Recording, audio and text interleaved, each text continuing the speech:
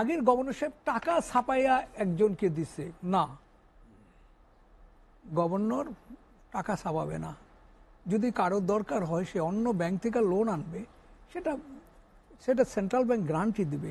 হাত জোর করে বলে যে আমাদেরকে আপনারা সাহায্য করেন, দেখেন আমার ফ্যাক্টরিটা ভাঙেন না, আমার ফ্যাক্টরিটা যদি ভাঙেন তাহলে আমি কি করে খাবো। আমরা যদি তাদেরকে কিছু সুযোগ সুবিধা দেই তাহলে কিন্তু দেখবেন এদেশে ডলারেরও অভাব হবে না। আমার গ্যাসটা একটু ছেড়ে দেন, বারবার আমরা বলতেছি, দেখবেন এদেশে ফরেন কারেন্সির অভাব হবে না। শিল্পক্ষেত্রে যে অস্থিরতা দেখা দিয়েছে, ডলার সংকট, নানা বিষয়ে যে মন্দাবস্থা ছিল অর্থনৈতিক, সেখান থেকে কি আসলে নবযাত্রা শুরু করতে আমি মনির ভাইয়ের সাথে কখনো আমি বসি নাই বা দেখাও হয় নাই, কিন্তু ওনার যে ভাবধারা এই শিল্পের প্রতি আমি তাকে স্যালুট করি। এত মানে একজন পলিটিক্যাল লিডার এইরকমই ভাবা উচিত যে এই সেক্টরটা কিভাবে চলবে। আজকে যে বলল যে আজকে এক জায়গায় গেল, তার ফ্যাক্টরিটা বন্ধ গ্যাসের জন্য, এই তো হচ্ছে। আজকে আমরা 3টা বছর এইটা নিয়ে কথাবার্তা বলতেছি, আমরা একরকম সংগ্রাম করে যাচ্ছি এই গ্যাসের জন্য, কিছুই হচ্ছে না, কোনো উন্নতি হচ্ছে না। হয়তো ডে বাই ডে এটা নিচের দিকেও গেছে। আজকেও আমাদের এই গ্যাস নিয়ে বড় আলোচনা ছিল, সেখানেও আমাদের একই প্রস্তাব, আমাদেরকে গ্যাস দেন, আমরা ফরেন কারেন্সি এনে দেব। আমরা কিন্তু ধুকে ধুকে মরতেছি। আজকে এই যেই আরম্ভ হয়েছে, আজকে আমার কাছে ভালো লাগছে মনি ভাইয়ের মুখে, সে একটা মাসে যে আমাদের যে সরকার বসছে তার সম্পর্কে খুব ভালো ধারণা দিল। আমি ব্যবসায়ী হিসেবে বলি, সে বলতেছিল যদি উনি না থাকতো তাহলে কিন্তু এই দেখা যেত আরও কয়েক হাজার কোটি টাকা এক মাসেই চলে যেত। সত্যি সত্যি মনি ভাইকে শ্রদ্ধা আমি মনে করি, তারা রাজনীতি করে, তারা শ্রদ্ধার পাত্র। যে সমস্ত কত ওপেন কথাবার্তা বলল, এবং মাত্র একটা মাস, এটা তো খুব সাধারণ সময় একটা লোকের জন্য। তার লোক চিনতে হতে সময় লাগবে। এটাই হওয়া উচিত। এই যে আমরা আজকে, আমি ব্যবসায়ী হিসাবে বলি, যে সমস্ত জায়গায় এই এখন যে সরকার যেখানে যাকে বসাইছে, বিশেষ করে আমি বলবো যে সেন্ট্রাল ব্যাংকে যে গভর্নরকে বসাইছে, আমার বিটিএমই নিয়ে তার সাথে অনেক দিন কাজ করছি যে এই সেক্টরটা কিভাবে রক্ষা করা যায়। এটা নিয়ে উনি খুবই ভালো ধারণা আছে। যে আমরা বলছি যে দেখেন ভারতে কি সুবিধা দিচ্ছে আর আমরা কি করতেছি, আমরা এইগুলা বর্ণনা করছি যে কোনোভাবে যেন ইলিগালি সুতা না আসে এই দেশে, সেটাকে একটু বর্ডারগুলো একটু চেক দেওয়ার জন্য বলতেছি। আজকে আমি একটু আগে দেখতেছিলাম খবরে যে গভর্নর সাহেব যে কথাটা বলতেছে যে আগের গভর্নর সাহেব টাকা ছাপাইয়া একজনকে দিছে না, গভর্নর টাকা ছাপাবে না। যদি কারোর দরকার হয় সে অন্য ব্যাংক থেকে লোন আনবে, সেটা সেন্ট্রাল ব্যাংক গ্রান্টই দিবে। কি চমৎকার একটা কথা বলছে, যে কি চমৎকার। আমি টাকা ছাপায় তাকে হেল্প করবো কেন?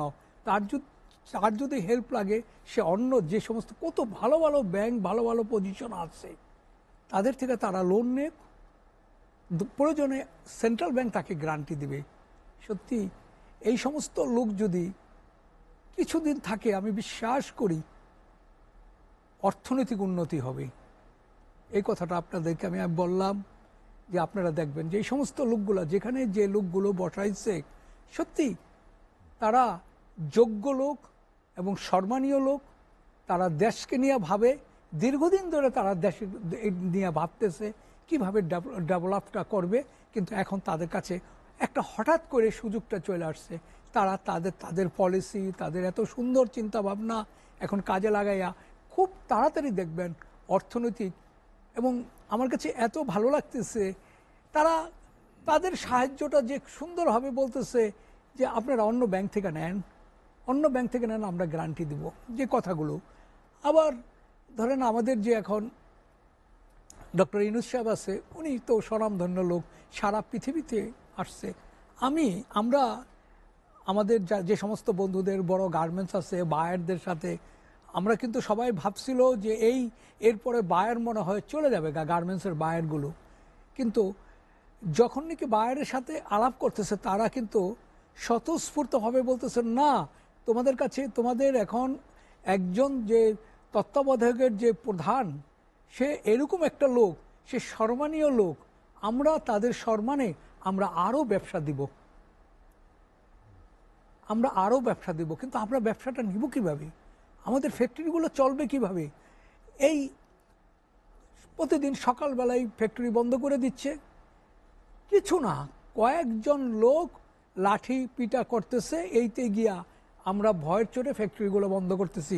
বিশ্বাস করেন ভাই, আমিও গার্মেন্টস মালিক, আমি দেখছি আমার কোনো কর্মচারী সে কিন্তু ওই ওই ওই গন্ডগোলের ভিতরে যাচ্ছে না, তারা আরও হাত জোর করে বলে যে আমাদেরকে আপনারা সাহায্য করেন, দেখেন আমার ফ্যাক্টরিটা ভাঙেন না, আমার ফ্যাক্টরিটা যদি ভাঙেন তাহলে আমি কি করে খাবো। এত শ্রমিকদের তার ফ্যাক্টরির প্রতি দরদ, আমি জানি না আমি পৃথিবীতে এত দরদ কোনো লোকের আছে কি না, আমি কিন্তু ডাউট। আমি আমার শ্রমিকদেরকে আমি বলি যে এগুলো আমার ছেলে, এগুলো আমার মেয়ে। আশুলিয়া বা গাজীপুরে যে অস্থিরতা কারা করছে না, এগুলো এক শ্রেণীর লোক করাচ্ছে। আর যারা ওই যে ভাই বলল যারা নাকি জুট ব্যবসায়ী, এরা মনে হইতেছে যে দখল নিচ্ছে, একজনে যেতে পারে না আরেকজনের দখল, এবং এগুলো একটা মানে কাহিনী সৃষ্টি করছে। আর আমি জানি না এটা মনি ভাই আরও ভালো বলতে পারবে, এর সাথে অন্য দেশের কোনো ইঙ্গিত আছে কিনা, কারণ আমাদের সেক্টরটা নিয়ে কিন্তু সারা পৃথিবীতে একটা হিংসা, যে একটা দেশ, একটা ছোট্ট দেশ, সে এত এক্সপোর্ট করে কিভাবে। আমার দেশের লোকজন দেখেন, যখন নাকি গত মাসে জুলাই মাসে কিন্তু আমাদের ফরেন কারেন্সি আসে নাই, রেমিটেন্স আসে নাই, আজকে জুলাইতে যে এই বৃদ্ধিটা কি, ওই রেমিটেন্সটাই তারা এখন ব্যাংকের মাধ্যমে, আমার দেশের লোক সোনার লোক। আগে তো যেগুলো নাকি এই খারাপ লোকজনরা যেটা অন্য পথে যে রেমিটেন্সগুলো আনতো, এখন কিন্তু আমাদের যারা নাকি বাইরে আছে, যারা নাকি আমাদের রেমিটেন্সের যোদ্ধা, তারা কিন্তু আর ওইভাবে টাকা পাঠাচ্ছে না, তারা ব্যাংকের চ্যানেলেই তারা টাকা পাঠাচ্ছে। কত সুন্দর।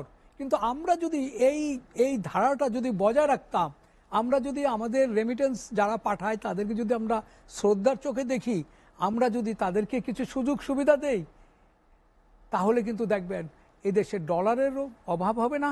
আমার গ্যাসটা একটু ছেড়ে দেন, বারবার আমরা বলতেছি, দেখবেন এদেশে ফরেন কারেন্সির অভাব হবে না, ফরেন কারেন্সির অভাব হবে না। কিন্তু আমরা তো আজকে কয়েক বছর ধরে বলেই যাচ্ছি, আজকে 3 বছর ধরে এলএনজির একটা টার্মিনাল বন্ধ, 3 মাস ধরে এই হচ্ছে, 5 দিন 7 দিন খালি তারিখই নিচ্ছে, কিচ্ছু হচ্ছে না।